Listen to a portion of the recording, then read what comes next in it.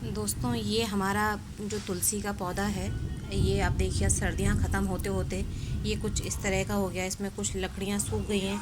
ये देखिए, ये इसमें एक अलग बिल्कुल सेपरेट पौधा है जो कि सूख गया है। तो इसको हम निकाल देंगे और इसी के साथ साथ जो इसकी बाकी की पत्तियां हैं, इनकी प्रूनिंग ज़रूरी हो गई है। इसकी इन डालियों की हम प्रूनिंग करेंगे। इसी के साथ मैं आपको बताऊंगी कि अगर आपकी तुलसी इस तरह से सूख गई है या इसकी पत्तियां कुछ इस तरह से हो रही हैं, हल्की सी वाइट वाइट, तो ऐसा हम क्या करें जिससे कि हमारी जो तुलसी है वो फिर से हरी भरी हो जाए। तो फ्रेंड्स, सबसे पहले हम जो इसकी ये जो सूखी हुई लकड़ियाँ हैं, इनको हम इसमें से काट के अलग कर देंगे। ये देखिए, ये मेरे हाथ से तोड़ने से ही टूट रही हैं, बिकॉज़ ये बिल्कुल टूट गई है। और इसको हम किसी टूल की हेल्प से, आपके पास में जो भी कुछ है उससे हम इसको आसानी से निकाल सकते हैं। तो सबसे पहले हम जो इसकी लकड़ियाँ हैं और इसकी जो ब्रांचेस है, उनकी हम बहुत अच्छे से प्रूनिंग कर देंगे। मैंने एक सीज़र ले रखी है। मैं सीज़र की हेल्प से इसकी जो डाल है इसको प्रून करूँगी। और प्रून करते टाइम पे आपको ध्यान रखना है कि आप इसकी बहुत अच्छे से प्रूनिंग करेंगे। प्रूनिंग अच्छे तरीके से करेंगे, डरने की बिल्कुल कोई बात नहीं है। इसमें जो नई ब्रांचेस हैं वो बहुत ही जल्दी 1 से 2 हफ्ते के अंदर ही आपको, 1 हफ्ते में इसमें नई नई जो पत्तियां हैं वो आते हुए आपको दिख जाएंगी और इसका कोई हार्म नहीं होगा। तो इस तरह से आप इसकी जो डालें हैं, इन डालियों की आप प्रूनिंग कर दें। ये देखिए, कुछ इस तरह से इतनी सारी ये जो पत्तियां हैं, मैं इनको प्रूनिंग करने में लगी हुई हूँ। और हम पूरा अपना जो पौधा है उसको अच्छे से पहले प्रून कर लेते हैं। तो फ्रेंड्स, इस तरह से जो है मैंने अपना जो पौधा है उसकी मैक्सिमम प्रूनिंग कर दी है। और इसको आप हार्ड प्रूनिंग भी बोल सकते हैं।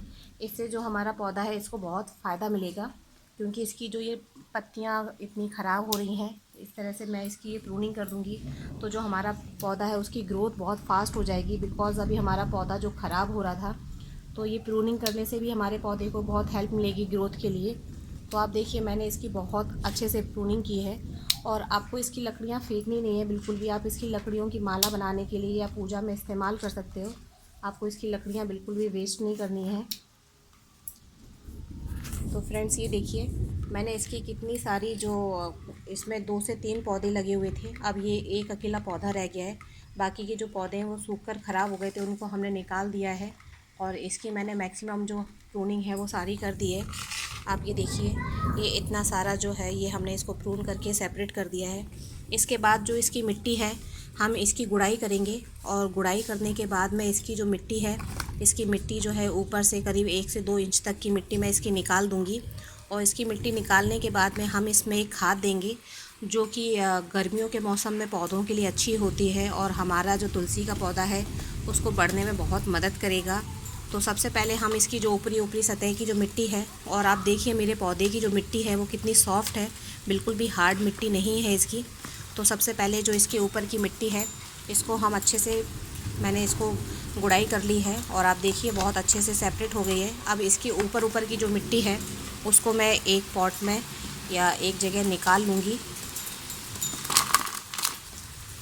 ये देखिए, मैं इसकी मिट्टी को, ऊपर ऊपर की जो मिट्टी है उसको निकाल ले रही हूँ। तो फ्रेंड्स, मैंने इसमें जो है अच्छे से इसकी जो मिट्टी है 1 से 2 इंच तक की निकाल दी है। और आप देखिए, इसकी प्रूनिंग करते करते बारिश भी होने लग गई है, मौसम बहुत अच्छा हो गया है। मेरे बाकी के जो इंडोर प्लांट्स हैं उनमें भी पानी लग गया है और वो बहुत खुश हैं। इसी के साथ अब हम जो सर्दियों गर्मियों के लिए जो पौधों के लिए बहुत अच्छी खाद होती है उसको हम बोलते हैं वर्मी कंपोस्ट। ये आप देखिए, ये लोकल शॉप से मेरा परचेज़ किया हुआ वर्मी कंपोस्ट है। और ये पौधों के लिए जो होती है बहुत ही ठंडी खाद होती है। तो गर्मियों में जब हम अपने पौधों को वर्मी कंपोस्ट देते हैं तो इससे जो हमारे पौधे होते हैं, एक तो पौधों को ठंडक मिलती है और दूसरा ये है कि ये प्योर वर्मी कंपोस्ट है। तो ये केंचुए की बनाई हुई जो खाद है ये हमारे पौधों की ग्रोथ में बहुत हेल्प करती है। तो करीब 3 से 4 मुट्ठी के करीब मैंने जितनी मिट्टी इसमें से निकाली है उतनी मैं इसमें वर्मी कंपोस्ट डाल दूँगी। और ये जो हमने वर्मी कंपोस्ट डाली है इसको हम अच्छे से अपनी जो मिट्टी है उसके साथ में हम इसको मिक्स कर देंगे। इससे क्या होगा कि हमारे पौधे जो हैं उनके पास में बहुत अच्छे से जो जड़ों तक इस खाद मिलेगी। खाद को मिक्स करना बहुत ज़रूरी है। और जैसे ये खाद मिक्स हो जाएगी, तो जैसा कि आप देख रहे हैं बारिश हो रही है, तो मैं अपने पौधे को पहले बारिश में रखूँगी, क्योंकि बारिश का जो पानी है पौधों के लिए बहुत अच्छा होता है। तो ये वर्मी कंपोस्ट लगाने के बाद में हम अपने पौधे को जो है वर्मी इसके साथ ही बारिश में रख देंगे, जिससे इसमें पानी लग जाए और आपको पानी ज़रूर देना है जब भी आप पौधे में खाद लगाएंगे। और आप कुछ ही दिनों में देखेंगे, करीब 4 से 5 दिन के अंदर ही जो हमने इसकी प्रूनिंग की है, प्रूनिंग के बाद जो है हमारा पौधा फिर से हरा भरा और नया हो जाएगा। Thank you, bye bye.